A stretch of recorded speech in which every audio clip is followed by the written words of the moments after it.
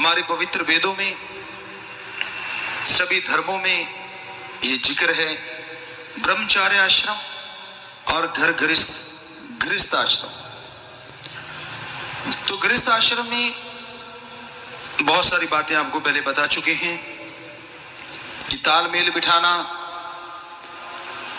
एक अगर कभी गुस्से में आ जाए तो दूसरा थोड़ा शांत रहे, एक दूसरे के बारे में कोई अगर गलत बात कहे तो शांति से सुनो, एक दिन गुजारो, अगले दिन बात करो, हो सकता है वो लड़ाने के लिए आपको बात कर रहा हो। गृहस्थ जिंदगी में संयम बेहद जरूरी है, ये भी आपको बताया। घर गृहस्थ में रहते हुए क्या भक्ति की जा सकती है? घर परिवार में रहते हुए क्या परमपिता परमात्मा के उस भगवान के दर्शन हो सकते हैं? जी हाँ, आप अपने घर परिवार में रहिए, जिस धर्म को मानते हैं मानते रहिए, पर तालमेल बिठाइए, काम धंधा करते हुए राम का नाम जपने का।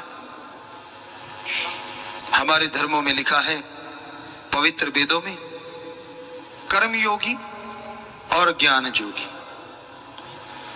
सभी धर्मों में यही बात आती है, हक हलाल की रोजी रोटी, अल्लाह की इबादत, दसानों आदि किरत कमाई, वाहिगुरु का नाम जपना, हार्ड वर्क और गॉड्स प्रेयर। तो जो पवित्र वेदों में बताया सब कुछ वैसे हर धर्म में बताया गया, क्योंकि पवित्र वेद हमारे पुरातन है, सो हमने वहीं से शुरुआत करते हैं। तो इन सभी में बताया है, काम धंधा करते हुए, कर्म योगी रहते हुए आप ज्ञान योगी बन सकते हैं, या यूं कहें पहले ज्ञान योगी बनिए फिर कर्म योगी बनिए। अच्छे बुरे का ज्ञान हो और अच्छे बुरे की पहचान हो, तभी आप कर्म करें। कर्म कोई भी कार्य है तो आप गलत भी कर सकते हैं अगर आपको ज्ञान नहीं, तो इसलिए ज्ञान होना जरूरी है। जब तक ज्ञान नहीं होता तब तक मालिक की कृपा दृष्टि के लायक आप नहीं बन सकते। ज्ञान के बिना कर्म सही नहीं है। ज्ञान जब होता है पता चलता है कौन सा कर्म सही है, कौन सा कर्म गलत है। तो ज्ञान योगी होना कैसे संभव है? मान लीजिए आप कोई काम धंधा करते हैं, आप गाड़ी चलाते हैं, खेती बाड़ी करते हैं, आप बिजनेस व्यापार करते हैं, तो उसमें यह जरूरी है कि काम धंधा करते रहिए, हाथों पैरों से कर्म करने हैं और जीवा से ख्यालों से प्रभु का नाम जपना है। आप गाड़ी चला रहे हैं, हाथों से स्टीयरिंग, देखना सामने है, पैरों से क्लच ब्रेक दबाते हैं, एक्सीलेटर दबाते हैं, जीवा से तो कोई क्लच ब्रेक नहीं दबाते। चलाते जाइए गाड़ी और जीवा से ओम हरि अल्लाह वाहिगुरु राम का नाम लेते जाइए। तो ये है ज्ञान योगी के ज्ञान योगी और कर्म योगी के कर्म योगी। यहाँ जाना चाहते हो वहां भी पहुंच गए और प्रभु का नाम भी होता जा रहा है। इसी तरह खेती बाड़ी में आप ट्रैक्टर चला रहे हैं तो राम नाम के गीत गाइए और ट्रैक्टर हाथों पैरों से चलाते रहिए, हल जोतते रहिए। आपको करके भी दिखाया था पिछली बार। तो ज्ञान योगी के ज्ञान योगी और कर्म योगी के कर्म योगी। तो ये तालमेल बिठाना है आपने।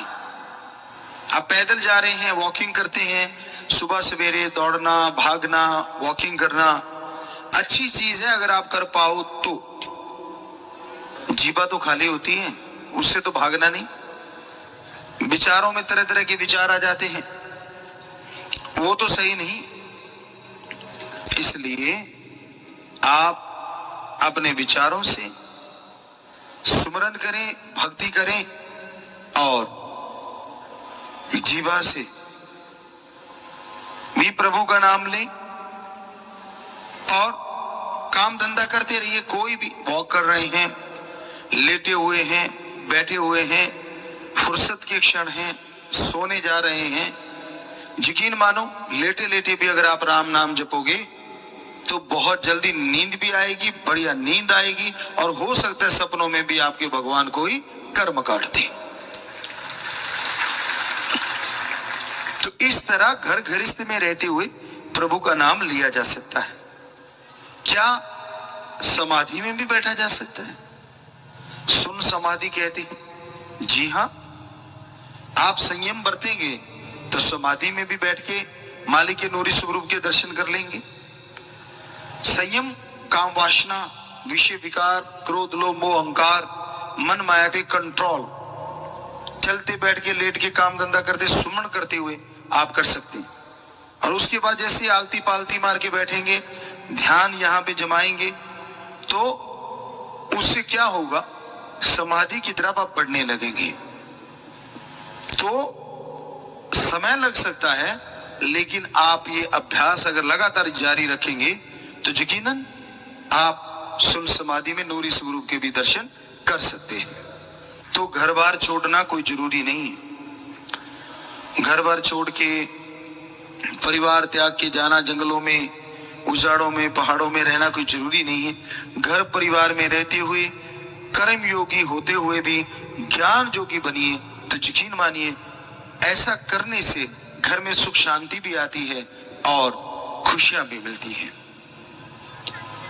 घर गृहस्थ में या ब्रह्मचार्य में, किसी भी आश्रम में रहते हुए अगर आपका आत्मबल बढ़ जाता है तो इम्यूनिटी ऑटोमेटिकली बढ़ जाती है। बीमारियों से लड़ने की शक्ति कैसे बढ़ाई जाए? बहुत सारी चीजें खाने पीने की आ गई हैं, जिसमें बड़े बड़े लेवल, जब से ये कोरोना महा बीमारी आई थी उसके बाद तो इम्यूनिटी, छोटे छोटे बच्चे भी सीखे ये भी कोई चीज होती है, पहले नहीं पता होता था। तो अब उसके लिए प्रोडक्ट बड़े बन गए हैं, ये ले लो जी, ये बूस्ट कर देगा, वो ले लो, बूस्ट करता होगा, हम नहीं कहते कि नहीं करता, करते हैं। जड़ी बूटियां, चीजें ऐसी होती हैं जो अंदर की लड़ने की शक्ति को बढ़ा देती है। पर हमारे आदि काल से महापुरुषों ने, ऋषि मुनियों ने यह कहा है कि अगर आप मेडिटेशन करते हो, ध्यान में बैठते हो, तो आपके अंदर की शक्ति, खास करके लड़ने की शक्ति बहुत ज्यादा बढ़ जाती है। बीमारियों से लड़ने की शक्ति, बुराइयों से लड़ने की शक्ति। क्योंकि राम नाम से आपको बहुत रोज ही बताते हैं कि डीएनए के सेल पावरफुल होते हैं। डीएनए पावरफुल होते ही दिमाग को मैसेज करता है और दिमाग सारे शरीर को कंट्रोल करता है। सारा खेल ही दिमाग का है। 40 साल के बुजुर्ग भी देखे हैं और 80 साल के जवान भी देखे हैं। ये सब दिमाग का खेल है। सोच लिया, ओहो बूढ़े हो गए, हिला नहीं जाता, बस न साथ के साथ ही बूढ़े होने शुरू हो जाते हैं। और ये अंदर धारण कर लिया कि नहीं, वो एक कहीं पता नहीं कैसे, किसी ने शायद फिल्म में बोला होगा, पता नहीं सुना है, बूढ़ा होगा तेरा बाप। तो अंदर भावना, एक ऐसी जज्बा ऐसा रखो कि हाँ नहीं, मेरा शरीर तंदुरुस्त है, मैं सही हूं, एक्सरसाइज करो, सही काम धंधा करो, साथ में राम का नाम जपो। ये धर्मों में लिखा है, प्रभु के नाम का सुमरन और शारीरिक मेहनत, योगा या कोई भी कड़ा परिश्रम आप करते रहिए तो यकीन मानो आप के अंदर की जो लड़ने की क्षमता है वो बढ़ती जाएगी, आप शक्तिशाली होते जाएंगे और बीमारियों से आप जीत हासिल कर पाएंगे। तो ये ब्रह्मचार्य में, घर गृहस्थ में रहते आप कर सकते हैं। इसके लिए कुछ अलग से करना नहीं होता। जीवा ख्यालों से मेडिटेशन, गुरु मंत्र का जाप करना है। जैसे जैसे आप जाप करते जाएंगे वैसे वैसे आपकी आत्मिक शक्ति बढ़ती जाएगी। जैसे जैसे राम नाम की भक्ति करते जाओगे वैसे वैसे आपका चेहरा नूर से भरता जाएगा, शरीर में शक्ति आती जाएगी और अचंभित हो जाता है इंसान, दंग रह जाता है। ये कैसे पॉसिबल है कि आदमी की शक्ति ज्यों की त्यों रहे? ब्रह्मचार्य, ब्रह्मचार्य का पालन ज्यादा करो। घर गृहस्थ में रहते हुए भी ब्रह्मचर्य का पालन करो, बुरा ना मानना। हमने आम तौर पे देखा, पवित्र वेदों में संतों ने, महापुरुषों ने भी लिखा, और हमने प्रैक्टिकली भी देखा, पशु जो होते हैं वो तभी आपस में मिलते हैं जब बच्चा लेना हो। आदमी तो पशुओं से इस मामले में बहुत ही बुरा ना मानना, पिछड़ा हुआ है। तो संयम, इसे कहते संयम। वो संयम ही रखते हैं सारी उम्र। बस ये है कि कुदरत ने जब चाहा कि भाई वंश आगे बढ़ाना है, तभी वो आपस में मिलते हैं। लेकिन इंसान ने खुद मुख्तियारी की वजह से नए नए खेल बना रखे, नए नए पैंतरे बना रखे। इंसान भी अगर संयम बरते, घर गृहस्थ में रहता हुआ ओम हरि अल्लाह राम गौड़ खुदा रब की भक्ति करे, तो यकीन मानो वो बेइंतहा सुखी रह सकता है, बेइंतहा खुशियां हासिल कर सकता है, तंदुरुस्ती हासिल कर सकता है। तो ये अपने विचारों को काबू करना, अपने पे कंट्रोल करना आ जाता है राम नाम से। तो इसलिए भाई ये अंदर की जो शक्ति है, आत्मिक शक्ति है, जैसे जैसे बढ़ती जाएगी, बीमारियों से लड़ने की, खुद की बुराइयों से लड़ने की, खुद की बुरी आदतों से लड़ने की शक्ति आप में आती जाएगी। और जैसे जैसे ये बुराइयां आती बदलती जाएंगी, वैसे वैसे आप मालिक की कृपा दृष्टि के लायक ही नहीं बनोगे, बल्कि घर परिवार में भी आपके खुशहाली आएगी, तरक्की होगी। तो घर गृहस्थ में रहना पर संयम हो, संयम दोनों पार्टियों में होना चाहिए, पति पत्नी में। अदरवाइज ढांचा बिगड़ सकता है, अदरवाइज झगड़े हो सकते हैं, अदरवाइज रिश्तों में खटास, शक और पता नहीं क्या क्या चीजें आ जाएंगी और रिश्ते टूटने की कगार पे पहुंच जाएंगे। हाँ, दोनों में संयम हो, जो कि सुमरन से हो सकता है। राम नाम, अल्लाह वाहिगुरु गौड़ खुदा रब की भक्ति से ही संयम आता है। और संयम एक ऐसी चीज है जो बेइंतहा इंसान को खुशियां देती है। तो घर गृहस्थ में रहते हुए संयम होना ही चाहिए। ब्रह्मचर्य में तो ये परफेक्ट होता है अगर कोई ब्रह्मचर्य का पालन करे, पर घर गृहस्थ में सुमरन के द्वारा, भक्ति के द्वारा कंट्रोल किया जा सकता है अपने विचारों को, अपने ख्यालों को। आदमी का दिमाग विचार शून्य नहीं होता, कुछ ना कुछ अंदर चलता ही रहता है, चलता ही रहता है। और हर आदमी की मन की इच्छा पूरी नहीं होती। ये नहीं होता कि आपने जो सोच लिया वो पूरा ही होगा, ऐसा संभव नहीं है। हाँ, जो आपके लिए अच्छा है वो तब पूरा होगा जब आप संयमी बन जाओगे, जब आप प्रभु के नाम का सुमरन करोगे, तब आप मानने लगोगे कि प्रभु ने जो किया ठीक था, जो कर रहा है ठीक है, और आगे जो होगा वो ठीक होगा। ऐसा सोच लिया, समझ लो भक्त बन गए।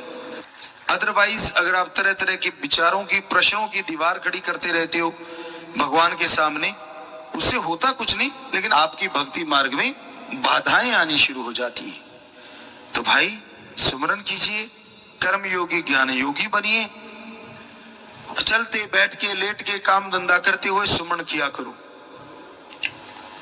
और कई बार जैसे बच्चों ने कहा था कि गुरुजी वो कौन सा तरीका है जो दौड़ने से वजन कम होता, आज हमने वो आपके लिए डाला भी है फोन पे कि कैसे वो दौड़ना चाहिए, कैसे वो स्पीड होती है। ना वॉकिंग है ना दौड़ना है, बीच का थोड़ा सा, तो आप उसको जंप लेके चलने का एक तरीका होता है। बाकी आप फॉलो कीजिए, ये तो हमारा खुद का आजमाया हुआ परफेक्टली असरदार है। करना तो आपने है, वो आपके हाथ में है, उससे वजन लाजमी उड़ता है। लेकिन ये थोड़ा ही ना है कि सिर्फ ऐसा करने से वजन उड़ जाएगा, वो करके 5 आरपीजे रगड़ दिए वजन तो दुगना हो जाएगा। तली चीजें खा गए, घी दूध का इतना सेवन कर लिया, तो खाने पीने भी कंट्रोल करना बेहद जरूरी। भूखे मत रहो, चेहरे की रौनक उड़ जाती है। ये नया सा एक वर्ड आया, डाइटिंग। हम डाइटिंग पे हैं और मुंह सूख के वो मतलब क्या कहें, बुरा लगता है, बच्चे बुरा मनाएंगे, अजीब सा हो जाता है। जैसे आम का ऊपर का सारा चूस लिया जाए और नीचे गुठली सी रह जाती, अजीबोगरीब सा हो जाता है। फिर कहते ये क्या हो गया। तो बच्चों, भूखे रहना कहाँ, क्यों अपने आप को सजा दे रहे हो। खाओ, खा के कम करो, जितना मर्जी सलाद खा लो, बॉडी वेट इंटू 10 ग्राम आप फ्रूट खाओ। तो इस तरह से अगर खा के कम हो जाए तो ज्यादा अच्छा नहीं, आपके मिनरल्स भी पूरे हों, चेहरे पे भी कोई फर्क ना पड़े और वजन भी कम हो जाए। तो इस तरह से बात वहीं पे आती, घूम घुमा के संयम, खाने पीने में भी संयम रखना हो। सामने सामान देखा टूट पड़ते हो, फिर आगे से पूछो, कई भारी बच्चे आते बेटे बेटे हमारे, पूछते हैं उनसे, बेटा मोटा कैसे हो गया? कहता पता नहीं गुरुजी। अरे ज्यादा खाता होगा। ना जी मेरे तो पानी भी लगता है। मुझे पानी लगता है, बेचारे गरीब पानी पीते ज्यादा, उनके तो नहीं लगा। तो असली सामान तो बताना नहीं ना, क्या क्या खा जाते सोने के बाद माँ बाप के, या जागते हुए भी दांव लगा जाते, देखा कोई है तो नहीं, मुंह में सीधा पार ऊंट की तरह अंदर ही सीधा, कहीं तो चबाते ही नहीं, कब्जी हो जाती है, फिर अलग चक्कर पड़ता है। क्योंकि ज्यादातर चबा के भोजन, पवित्र वेदों में लिखा कि भोजन जो है खाने पीने की चीज, उसको पियो, यानी इतना चबा दो कि वो पानी की तरह हो जाए, और पानी को खाओ, सिप सिप करके आराम से पानी पिया करो, जल्दबाजी ना किया करो। तो भाई हमारा काम बताना है, मानना आपने है, मानोगे तो भगवान जी के वो संत पीर पैगंबरों ने जो लिखा, उनके द्वारा बताई हुई बातों से खुशियां जरूर। इंसान जब तक परमात्मा के नाम से जुड़ता नहीं, उसे नहीं पता चलता कि कोई सुप्रीम पावर सारी दुनिया को बनाने वाली है, और वो सुप्रीम पावर जिसे ओम हरि अल्लाह वाहिगुरु गॉड खुदा रब अरबों नामों से बुलाया जाता है, वो एक है और वो अजन्मा है, फिर भी सबके अंदर मौजूद है। सबसे बड़ी बात इंसान के दिलो दिमाग में यह आती है कि जब वो एक है, फिर वो सबके अंदर कैसे है। हर आदमी इच्छा रखता है, जिज्ञासा रखता है। कोई आदमी अपने फील्ड में रिसर्च करता है, उसके टॉप तक पहुंच जाता है, लेकिन फिर उसे पता चलता है कि एक टॉप और भी आगे है। यानी कोई अपने आप को परिपूर्ण मानता ही नहीं। जो सही जिज्ञासु होते हैं वो रिसर्च करते रहते हैं और आगे बढ़ते हैं, और रिसर्च करते हैं और आगे बढ़ते हैं, तो उनको लगता नहीं कि उनकी रिसर्च मुकम्मल हो गई, और यूं वो नई नई चीजों का आविष्कार करते चले जाते हैं। लेकिन जो संतुष्ट होकर बैठ जाते हैं, उन्हें कुछ हासिल नहीं होता। संतुष्ट होकर बैठने से मतलब यहां ये है कि जो आलस्य कर जाते हैं। इंसान को यह भी जानना जरूरी है कि अगर वो सुप्रीम पावर एक है, तो फिर सबके अंदर मौजूद कैसे है, ये भी तो जानना जरूरी है। आप किसी भी क्षेत्र में रिसर्च करते हैं, उसके लिए मेथड है। आप कोई ना कोई संस्था से जुड़े हैं, पैसा लेते हैं, पैसा खर्च करते हैं, तो जाके आप उन मेथडों के द्वारा फार्मूलास लगा लगा के आप अपनी रिसर्च मुकम्मल करते हैं। तो भगवान को पाने का भी एक फार्मूला है, जिसे गुरु मंत्र, मेथड ऑफ मेडिटेशन, कलमा नाम कहा जाता है। जब तक आप उसे लेंगे नहीं और सर्च नहीं करेंगे, तब तक आप भगवान के बारे में कैसे कह सकते हैं वो है कि नहीं है। क्या आज से कुछ 100 साल पहले ये कहा जा सकता था कि लाइट है? चलो ज्यादा दूर नहीं, कुछ साल पहले क्या आप जानते थे कि मोबाइल भी आएगा? कोई नहीं जानता था। अगर तब कह देते तो कोई यकीन ही नहीं करता। लेकिन आज चलते हुए राहगीर के पास, दिहाड़ी मजदूरी करने वाले की जेब में और कुछ हो ना हो, मोबाइल जरूर नजर आता है। तो कहने का मतलब, आप पहले तो नहीं ना कर सकते, पहले कुछ भी नहीं कह सकते। रिसर्च करते हो, जब रिजल्ट आता है तब मानते हो, तो फिर भगवान को आप कैसे कह सकते हो वो नहीं है? पहले रिसर्च करो, गुरु मंत्र हम देंगे, भक्ति आप करो, उस पे सर्च करो, उसका जाप करो। जैसे आप जीवन सारा लगा देते हैं। बहुत सारे साइंटिस्ट, किसी ने बिजली इजाद की, किसी ने जहाज बनाया, किसी ने रेडियो बनाया, टीवी बनाया, किसी ने कुछ, कईयों ने तो सारी जिंदगी में 2-4 रिसर्च करके दो चार चीजें इजाद की, तो सारी जिंदगी लगाई।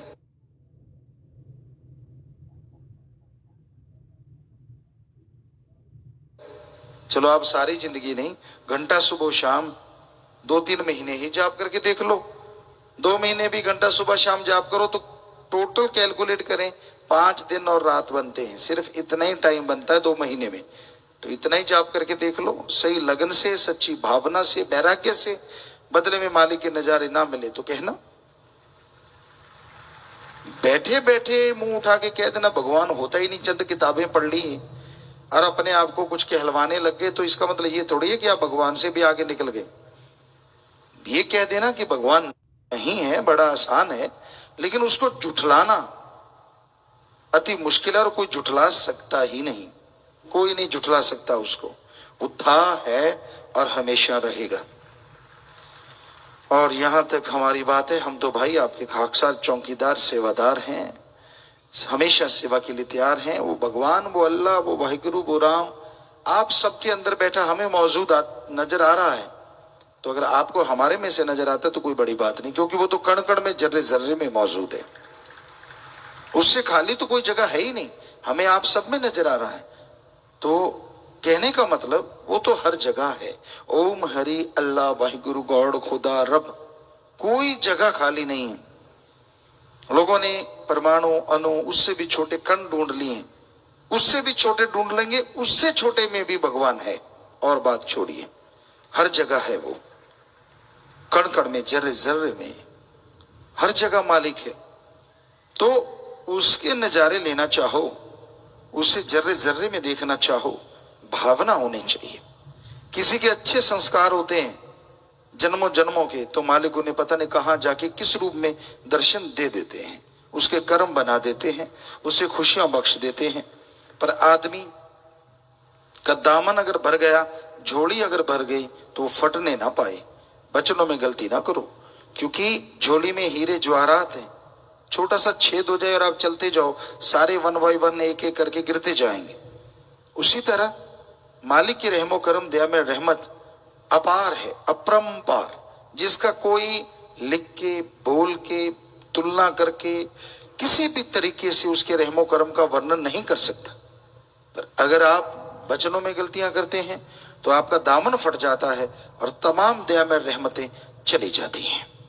इसलिए वचनों में गलतियां ना करें, बुरे कर्म ना करें, बुरी सोच को रोको। अपने आप नहीं तो सुमरन के द्वारा, भक्ति इबादत के द्वारा। सुमरन से रुकेगी बुरी सोच। अल्लाह वाहिगुरु किसी के रिमोट के सहारे नहीं चलता, उसके सहारे सारी दुनिया चलती है। ये भी हमेशा याद रखो।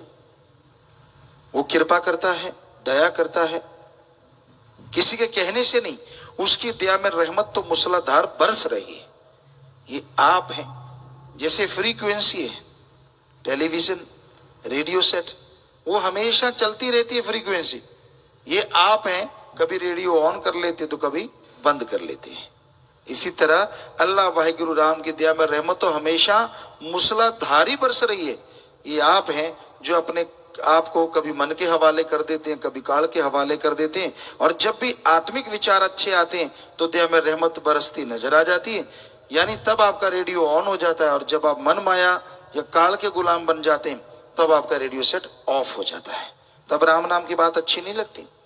कोई भी समझा ले माई का लाल, जब मन हावी हो जाए ना, ऐसे थोड़ी ना वशिष्ठ जी ने श्री राम जी जो अवतार थे उनको बोला था कि सारे हिमालय पर्वत को कोई उठा ले ये मैं मान लूंगा, सारे समुद्रों का पानी पी ले ये भी मान लूंगा, लेकिन मन को कोई जीत ले ये मैं नहीं मानूंगा।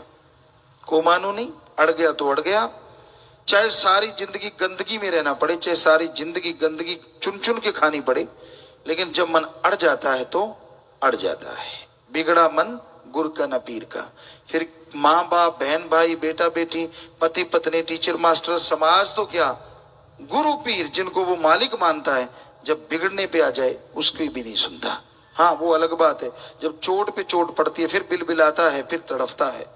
तो भाई अपने मन का सामना करो, सुमरन करो, भक्ति इबादत करो, ताकि मन काबू में रहे। आप ओम हरि अल्लाह राम से जुड़े रहें। दिमाग को गलत गंदे नेगेटिव थॉट्स देता वो मन, और दिमाग को पॉजिटिव विचार देता वो आत्मा है। ये भी एक रिसर्च का बड़ा जबरदस्त विषय है, क्या भगवान है, कैसे मिला जाता है। रूहानियत इसी का एक किताब है, इसी से जोड़ने वाले एक लिंक, एक चैन है जो आपको मालिक से जोड़ देती है, आत्मा को परमात्मा से। तो आप सुमरन करें, भक्ति करें तो मालिक के नजारे ले सकते हैं जी। आज के दौर में यह देखने में आता है कि इंसान बात बात पे गुस्सा करने लगता है, सहने की शक्ति खत्म होती जा रही है, मेमोरी पावर वीक होती जा रही है। इंसान जरा सी बीमारी से बेइंतहा घबरा जाता है। इन सब के पीछे क्या बात है, ऐसा क्यों हो रहा है? लोग इरिटेट रहते हैं, टेंशन में डूबे रहते हैं, जिसे देखें चेहरा यूं लगता है मानो खेस दरी में सलबट पड़ी हो। आखिर क्या कारण है इन सब के पीछे? एक ही कारण है कि उन सब के अंदर आत्मबल की बहुत कमी होती है। आत्मबल जिनके अंदर कम हो जाता है उनका यही हश्र होता है, ज्यों-ज्यों आत्मबल का स्तर कम होता जाता है, इंसान की सहने की शक्ति कम होती जाती है। इंसान अंदर ही अंदर अपने नेगेटिव विचारों में बुरी तरह उलझ जाता है। आत्मबल की कमी इंसान को टेंशन की तरफ धकेल देती है। जैसे जैसे आत्मबल गिरता जाता है वैसे वैसे इंसान अपनी सोचों में, नेगेटिव थॉट्स में बुरी तरह से फंस जाता है। तो बात आती है हम आत्मबल को कैसे बढ़ाएं। हमने ये सर्च किया है, आप भी कर लीजिए। आत्मबल के लिए एलोपैथी, होम्योपैथी, नेचुरोपैथी, आयुर्वेदा, किसी में कोई ऐसा टॉनिक नहीं है जिसको लेने से आत्मबल बढ़ जाए। आत्मबल को बढ़ाना हर कोई चाहता है, क्योंकि साइंस भी तो ये मानती है कि जिनके पास आत्मबल होता है वो सफलता की सीढ़ियां चढ़ते चले जाते हैं। आत्मबल सफलता की कुंजी है। और हमारे धर्मों में भगवान की कृपा से हमने पढ़ा है, हमारे हिंदू धर्म के पवित्र वेदों में साफ लिखा है, जिनके अंदर आत्मबल होता है वो भगवान के कृपा पात्र होते हैं। उनके अंदर हिम्मत, हौसले बुलंद हो जाते हैं। और जब इंसान हिम्मत करता है तो भगवान मदद करता है। हिम्मत करे अगर इंसान तो सहायता करे भगवान। ये हमारे हिंदू धर्म में आया। यही बात हमने क्योंकि सभी धर्मों को पढ़ा और साइंस के नजरिए से पढ़ा, इस्लाम धर्म में आती है कि जिनके अंदर रूहानी ताकत नहीं होती वो लोग कभी भी किसी भी कार्य में सफल नहीं होते, हमेशा उलझे रहते हैं, हमेशा वाद विवाद में या टेंशन में। तो रूहानी ताकत आती है अल्लाह की इबादत से, कलमा अता करने से। जैसे जैसे इंसान रूहानी ताकत में आगे बढ़ता जाता है वैसे वैसे उसके अंदर ताकत आती है, हिम्मत आती है। और ये भी लिखा है हिम्मते मरना मदद खुदा, हिम्मत आएगी रूहानी ताकत से।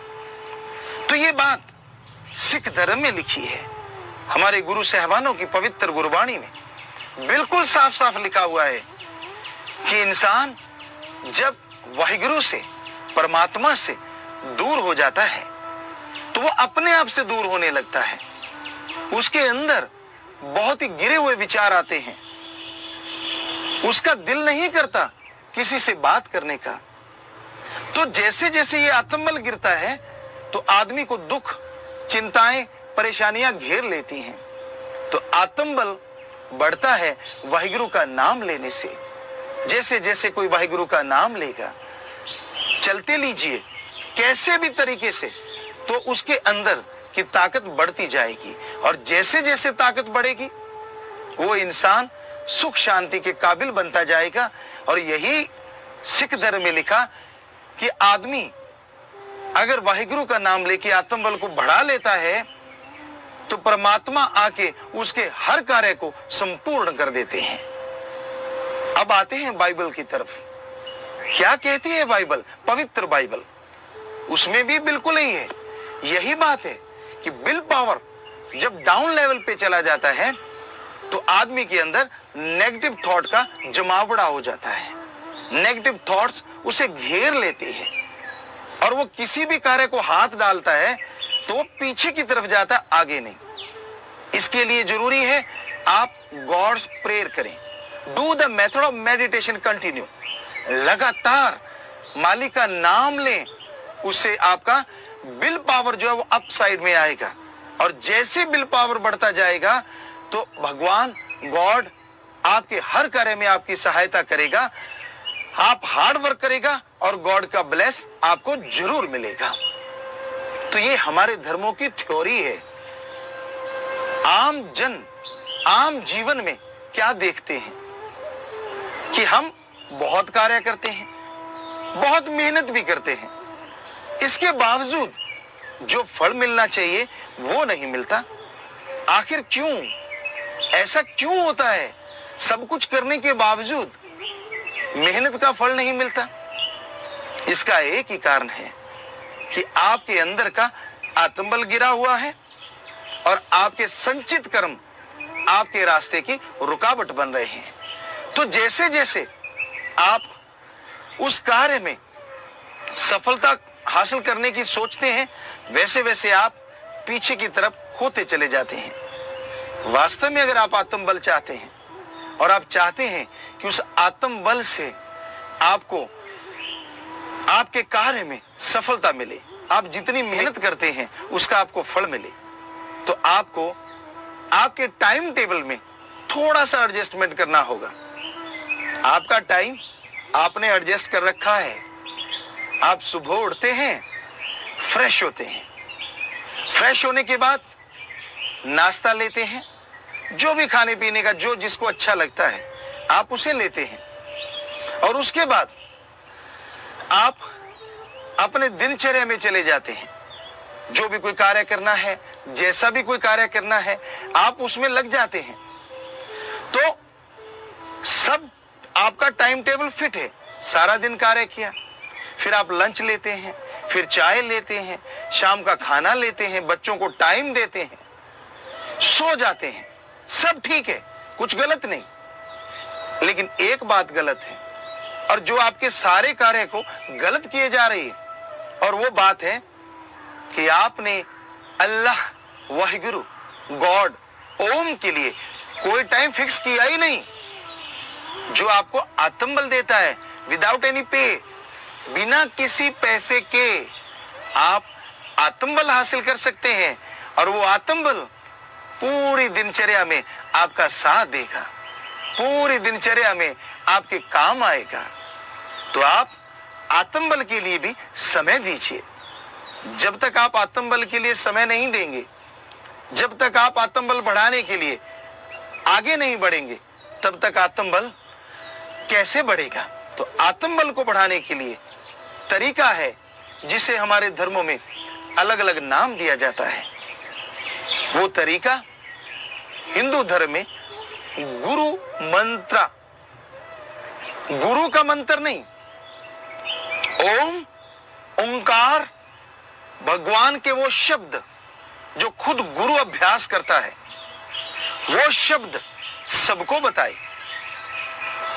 वो शब्द बताते हुए बताए कि मैं भी इंसान हूं, आप भी इंसान हैं। अगर भगवान के वो शब्द लेने से मुझे आत्मबल मिल रहा है, मुझे आत्मिक शांति मिल रही है, यही नहीं, उस गुरु मंत्र से मुझे भगवान की प्राप्ति हो रही है, तो मैं भी इंसान हूं और आप भी इंसान हैं। अगर वही शब्द आप अभ्यास में लाएंगे तो आपको भी आत्मबल मिलेगा, आपको भी आत्मिक शांति आएगी। उसे कहते गुरु मंत्र, यानी जो गुरु ने खुद प्रैक्टिकली किया है वही शब्द अपने शिष्यों को बताए, उसे गुरु मंत्र कहा जाता है। इसी गुरु मंत्र को इस्लाम धर्म में कहते कलमा।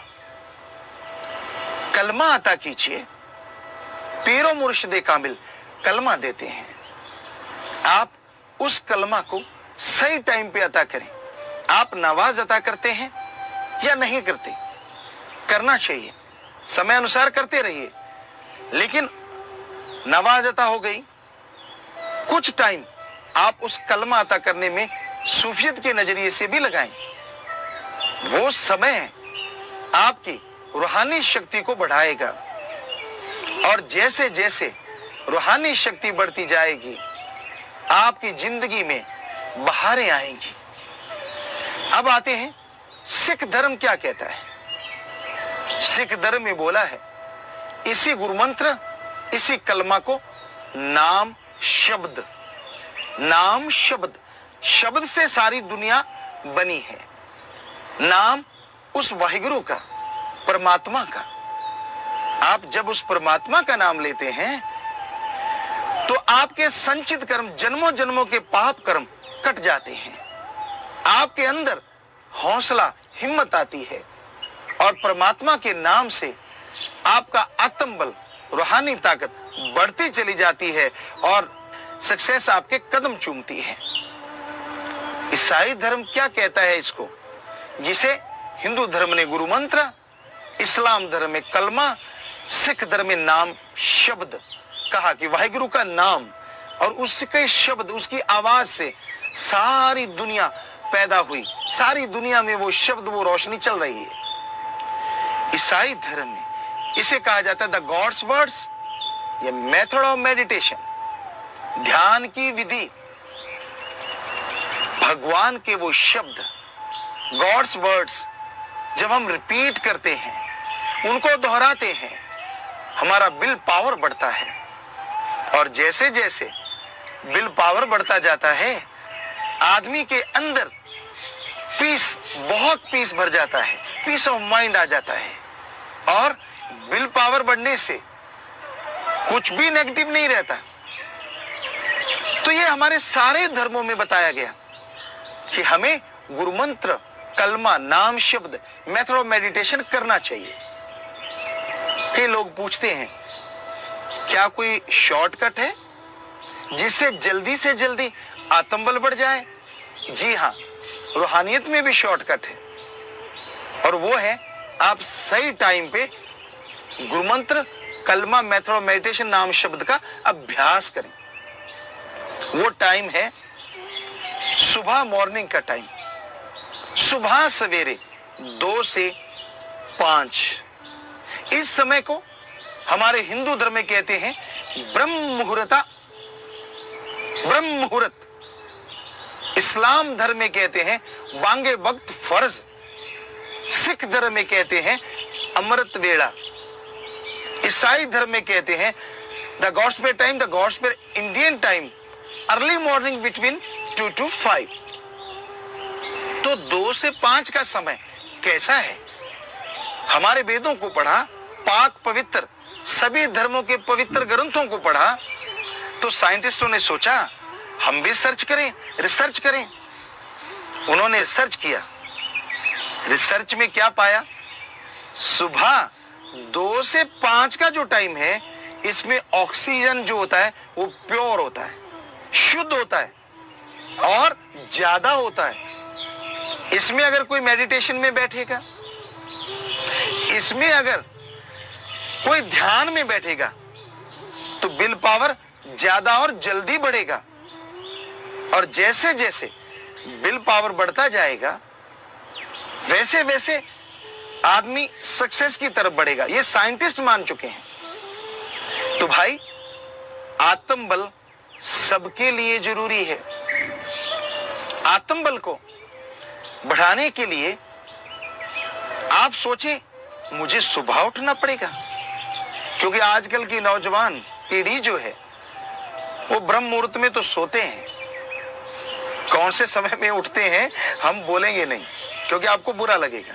धर्मों में इस समय को कुछ और कहा गया है। चलिए छोड़िए इन बातों को। आप जब भी उठते हैं, एक कहावत है, जब जागो तभी सवेरा। और जब भी आप उठते हैं, उठने के बाद आप मालिक का नाम लें, परमात्मा का, अल्लाह गॉड, ओम हरि का नाम लें, उससे आत्मबल बढ़ेगा। और आत्मबल के बढ़ने से क्या होता है हम आपको बताते हैं।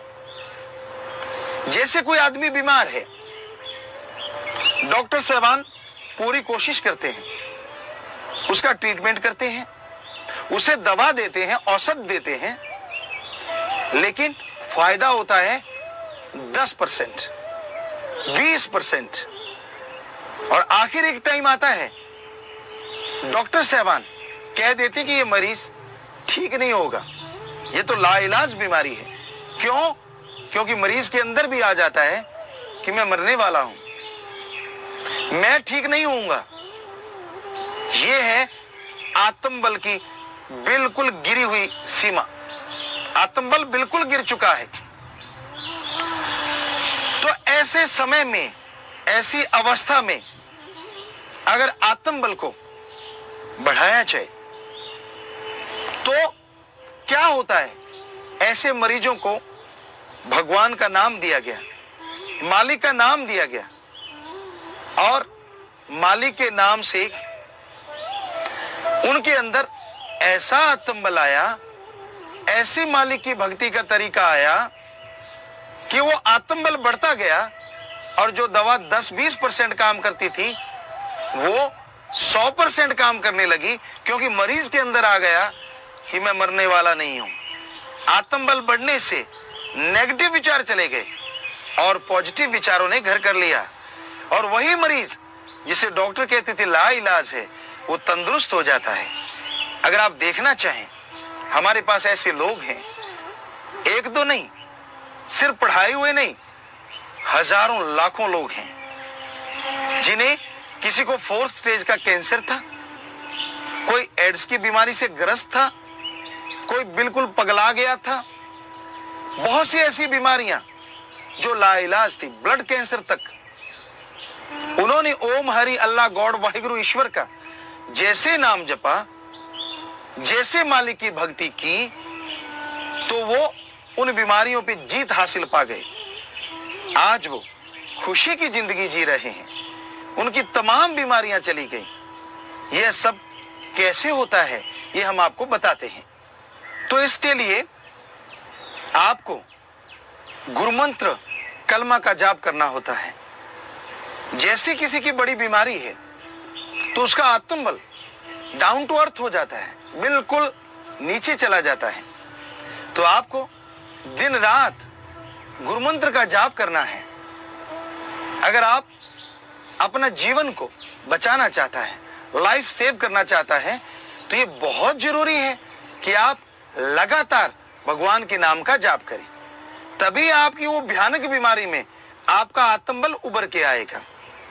जिस तरह मुर्गा भी गहरे पानी में अगर चली जाए तो यूं लगता है कि शायद वो डूब जाएगी, लेकिन आपको मालूम होना चाहिए वो कितने भी गहरे पानी में डुबकी लगा जाए, किधर भी चली जाए, वो अपने पंख को लगभग सूखा रखती है और वो कभी भी उड़ारी मार सकती है।